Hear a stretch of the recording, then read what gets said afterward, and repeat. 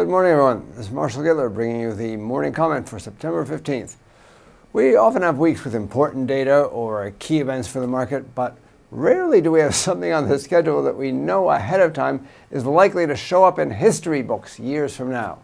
The Scotland independence referendum on Thursday is such an event. There were several polls out over the weekend, but they continue to be inconclusive.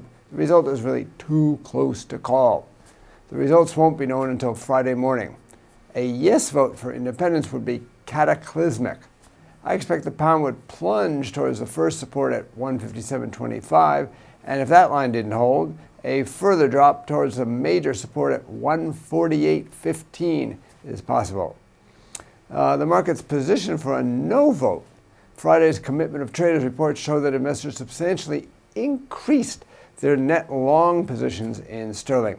So we can expect only a slight rebound on a no vote, probably back to the first major resistance around 165 the figure, but a massive decline on a yes vote.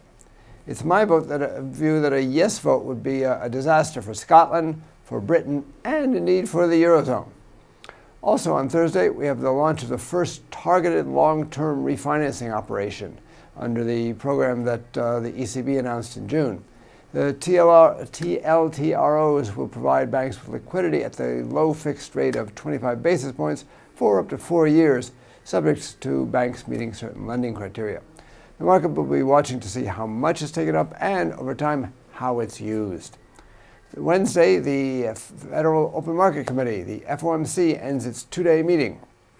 The market will focus on 2 points: the updated forecast, including the famous dot plot of its forecast of the Fed funds rate, and secondly, whether they reaffirm their intention to hold rates steady for a, quote, considerable time, unquote, after they stop buying bonds in October. I expect that they will debate further the mechanics of raising rates, but make no change in their description of the exit strategy yet. The improvement in the economy over the last 3 months means that they may raise their forecast, including the Fed funds forecast, which would probably be dollar positive. Today we have a relatively light day. Only Eurozone trade balance for July is due out during the European day. In the U.S., industrial production for August is due out, and the forecast is for the figure to decelerate. The Empire State Manufacturing Survey for September, on the other hand, is expected to show a slight increase. For more information, including technical analysis, please read the full comment on IronFX.com. You can also follow us on Twitter, like us on Facebook, subscribe to our YouTube channel, or circle us on Google Plus to get more trading ideas. This is Marshall Gittler, head of Global FX Strategy at IronFX Global, wishing you solid trading.